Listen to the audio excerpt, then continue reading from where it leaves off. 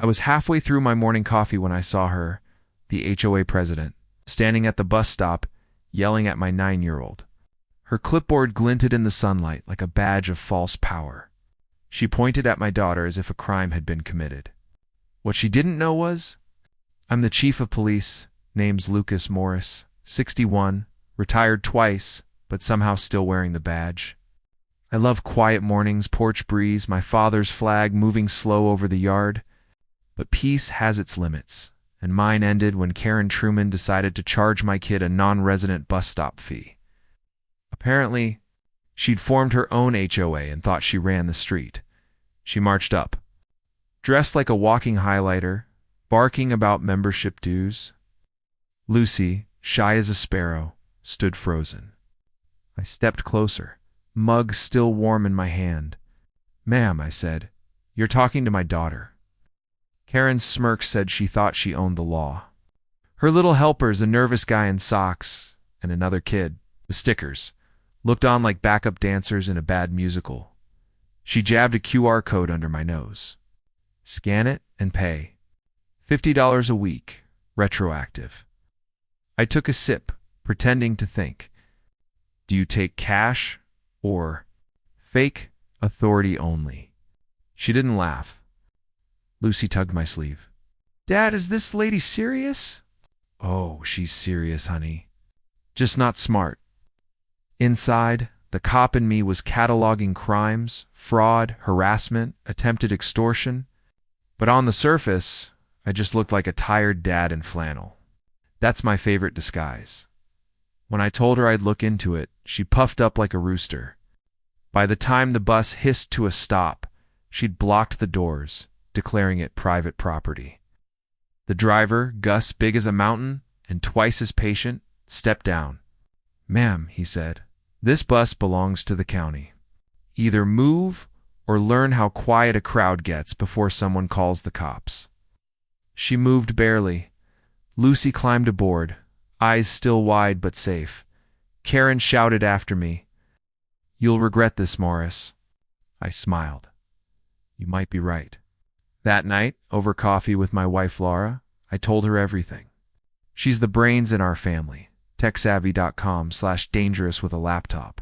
QR code scam, she said, fingers already flying across the keys. Within minutes, she found the fake site hosted on a bargain server, money routed to a P.O. box under K. Truman, classic amateur fraud. She's been billing half the town, Laura said. I leaned back. Then tomorrow, we show her what due process really means. We planned it like a sting. Cameras hidden in jackets. Witnesses ready. Even Gus agreed to park his bus at the stop for extra footage. Justice was brewing, and this time, it smelled like strong coffee and burnt ego. Morning came crisp and calm. Karen arrived in a pink tracksuit bright enough to blind a satellite. Her goons carried props, a parking boot, and giant orange violation stickers. Compliance sweep? She yelled, as if suburban chaos was law enforcement. She picked a minivan. 2 inches off curb, tier 2 infraction. Brad dropped the boot on his own foot. The crowd chuckled. Then she went after a little boy's Spider-Man backpack. That was it. Dave, the boy's father, 6'3" and built like a bulldozer, stepped forward. Touch that bag, he said softly, and you'll be explaining to an ER nurse why you thought that was smart. Rick, her nervous helper, froze mid-reach. Karen, furious, lunged for the backpack herself. I stepped between them. Don't. The crowd tightened. Parents filmed. Doris, the 70-year-old crossing guard, marched in like a sheriff from an old western. Karen, she said, stop sign raised. You're blocking school property. Move before I start writing citations in pen. The crowd laughed. Karen screamed about official business. That's when her own helper whispered, maybe we should go. But she didn't. She saw Lucy and pointed. You again. Fee unpaid. I raised my phone, showing Laura's fake receipt, transaction code reading not a real HOA. Blinked, confused. The trap snapped shut. I let her dig her own grave. She yelled, threatened, even ordered her crew to seize property. Then I spoke, calm as the morning I used to love. Karen, I said, you're done. Mark and Maria, two parents with hidden cameras, nodded. We got it all, Chief, Karen scoffed. Chief of what?